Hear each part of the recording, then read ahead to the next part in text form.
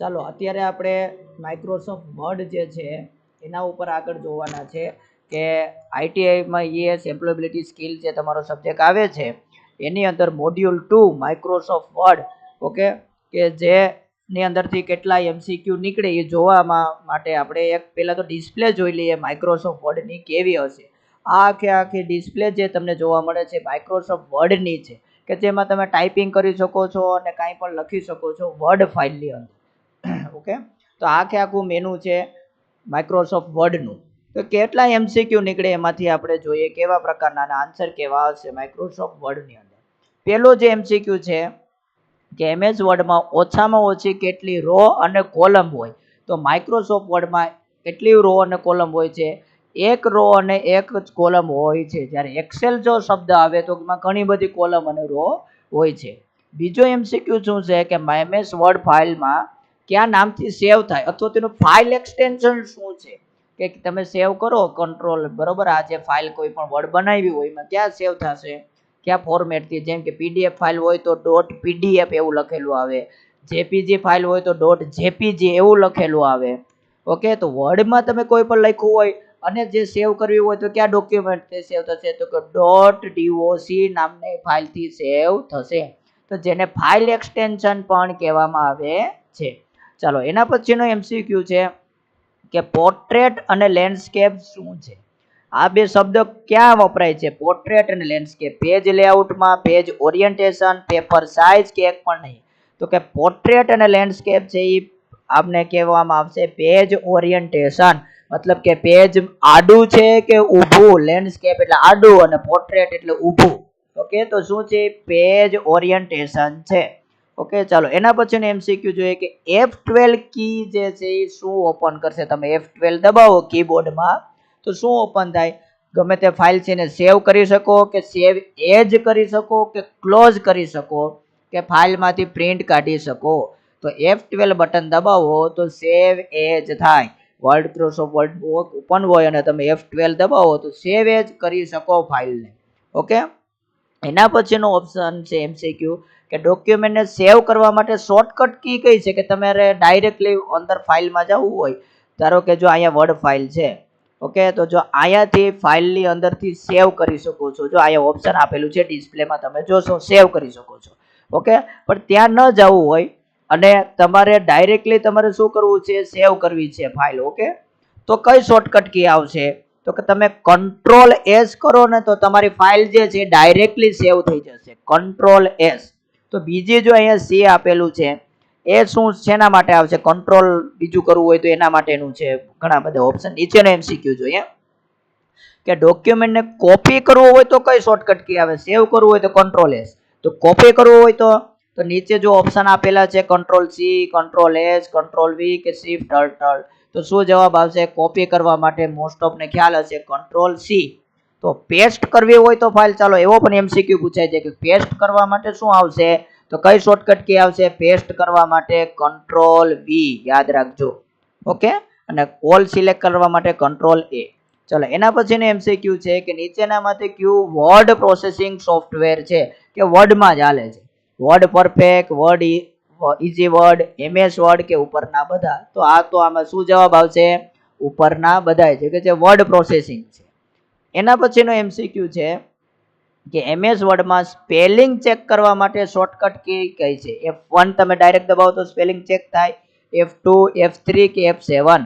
તમે કોઈ પણ વર્ડમાં આખા સ્પેલિંગ લખ્યા હોય તેમાંથી સાચો સ્પેલિંગ લખ્યો કે ખોટો એ ચેક કરવો હોય ને તો તમે જો F7 નામનું બટન દબાવશો ને F7, ઓકે F7, તો તમને ખ્યાલ પડી જશે કે સ્પેલિંગ સાચો છે કે ખોટો. બાજુમાં સાચા સ્પેલિંગની પણ સિમ્બોલ આવી જશે. તો શું જવાબ આવશે? F7. આ બહુ આઈએમપી પ્રશ્ન છે, આ કેટલી વખત પૂછાયેલો છે કે સ્પેલિંગ ચેક કરવા માટે કયો આવશે? F7.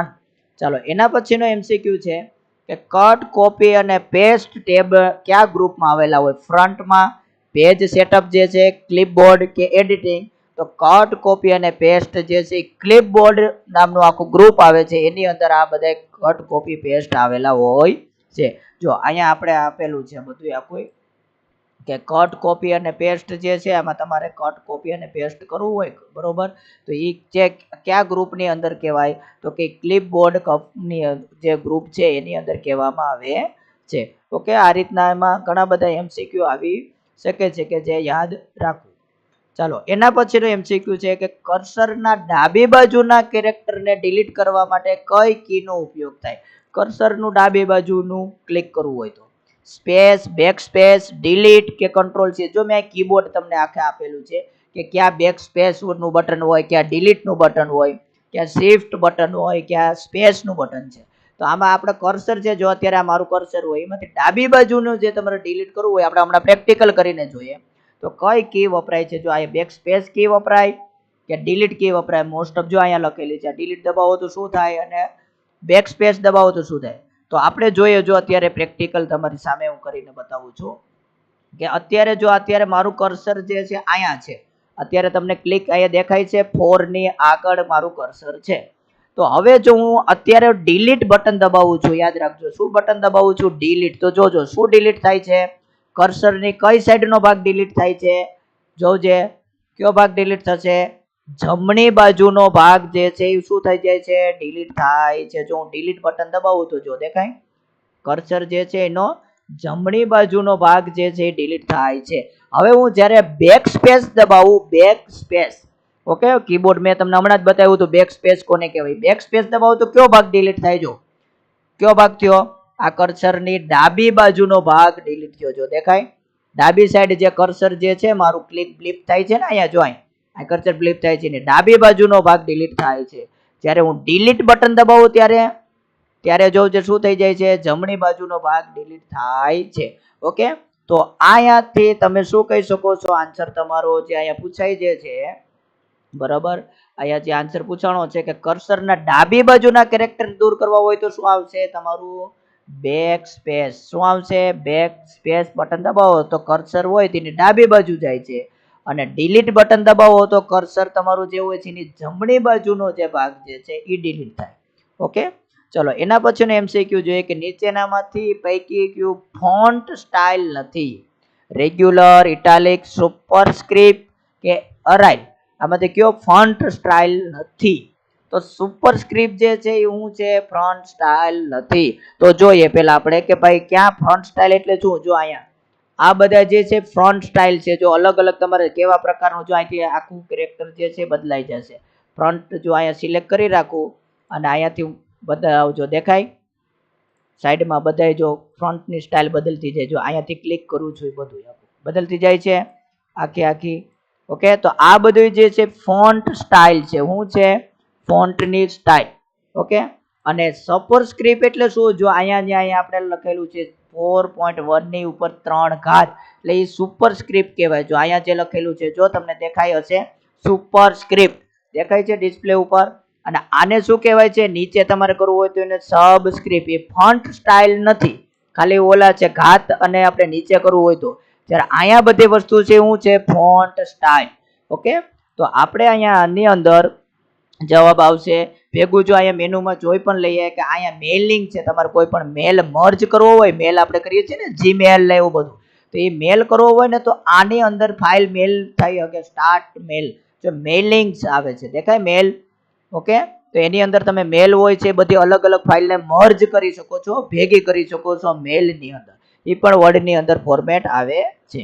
ઓકે, તો અહીંયા આપણે MCQ ની અંદર જોયું કે અલગ અલગ પ્રકારની ફોન્ટ સ્ટાઇલ હતી કે જેની અંદર આ સુપરસ્ક્રિપ્ટ છે ફોન્ટ સ્ટાઇલ નથી, ખાલી શું આવે છે ઘાત ને એવું બધું બતાવવું હોય ત્યારે એ ઉપયોગી થાય છે. તમારા હમણાં વિડીયોમાં આપણે જોયું છે, જ્યારે બાકીના બધા ફોન્ટ સ્ટાઇલ છે.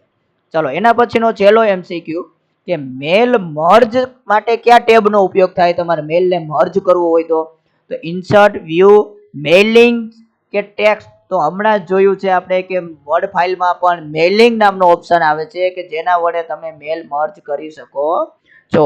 ઓકે, તો જો અહીંયા આપણે જોઈ લઈએ, જો આ છે ને મેલિંગનો ઓપ્શન અહીંયા હોમ, ઇન્સર્ટ, ડિઝાઇન, લેઆઉટ અને શું છે મેલિંગ. મેલિંગથી તમે શું થાય અલગ અલગ ફાઇલ જે છે એને મર્જ કરાવી અને મેલ કરી શકો છો. તો ચાલો આ રીતના આપણે આમાંથી MCQ નીકળે છે આપણે જોયું છે અને પ્રેક્ટિકલી કરીને પણ જોયું છે આ વિડીયોમાં. ઓકે, તો આ એમ્પ્લોયબિલિટી સ્કિલના MCQ છે માઇક્રોસોફ્ટ વર્ડમાંથી.